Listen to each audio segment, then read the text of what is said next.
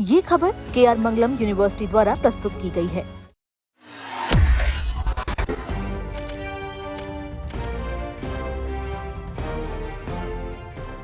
नमस्कार, जजमेंट समझिए माला दीक्षित से कार्यक्रम में आपका स्वागत है। आज मैं सुप्रीम कोर्ट के एक ताजा फैसले पर चर्चा करूंगी, जिसमें कोर्ट ने छोटी सोच पर प्रहार किया है। आप ही सोचिए, क्या सिर्फ ज्यादा पैसे खर्च करने से कोई फर्स्ट क्लास और कम पैसे देने से सेकंड क्लास हो जाता है? सुप्रीम कोर्ट ने इस सोच को ही गलत बता दिया है और भारतीय रेलवे की व्यवस्था पर बड़ा सवाल खड़ा कर दिया है।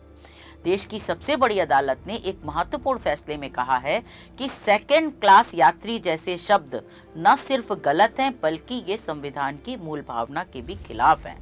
सुप्रीम कोर्ट की जस्टिस संजय करोल और जस्टिस एन कोटेश्वर सिंह की बेंच ने साफ कहा है कि भारत जैसे देश में जहां वर्ग विभाजन का एक इतिहास रहा है, वहां किसी व्यक्ति को उसकी आर्थिक स्थिति के आधार पर सेकंड क्लास कहना उचित नहीं है।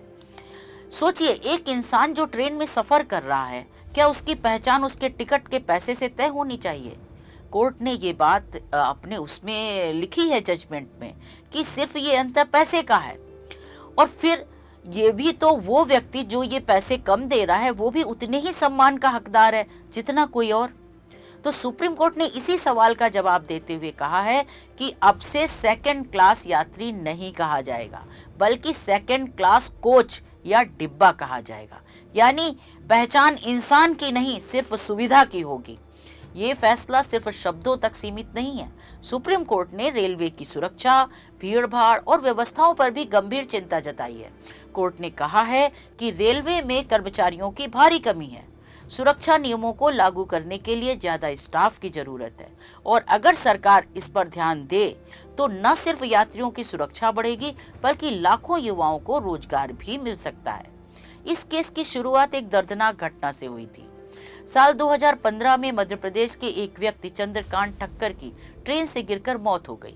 जब उनकी पत्नी ने मुआवजे की मांग की तो रेलवे और अदालतों ने ये कहकर मना कर दिया कि उसके पास टिकट नहीं मिला। लेकिन सवाल ये था कि क्या सिर्फ टिकट न मिलने से कोई गैर यात्री हो जाता है? पत्नी ने अदालत में कहा कि उसके पति के पास टिकट था, लेकिन हादसे के दौरान उसका बैग खो गया जिसमें टिकट भी था। सुप्रीम कोर्ट ने इस दलील को स्वीकार किया और कहा कि टिकट न मिलना ये साबित नहीं करता कि व्यक्ति बिना टिकट था। पत्नी का हलफनामा ही शुरुआती सबूत है जिसमें इसको काफी माना जाएगा। कोर्ट ने यह भी कहा कि रेलवे मैनुअल के मुताबिक किसी यात्री की टिकट 3 बार चेक की जाती है। अगर उसकी रेल पर चढ़ने से पहले टिकट चेक की गई होती तो उसका रिकॉर्ड होता, और तब ये सवाल ही नहीं उठता कि वो बिना टिकट यात्रा कर रहा था।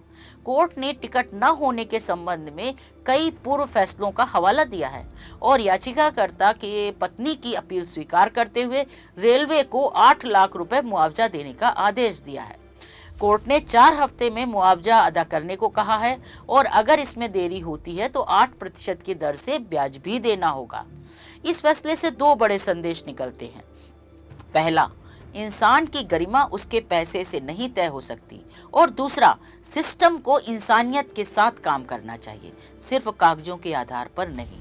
आज सुप्रीम कोर्ट ने सिर्फ एक शब्द नहीं बदला, बल्कि उस सोच को चुनौती दी है जो लोगों को वर्गों में बांटती है। अब सवाल आपसे है, क्या हम भी अपनी सोच बदलने को तैयार हैं? तो आज बस इतना ही।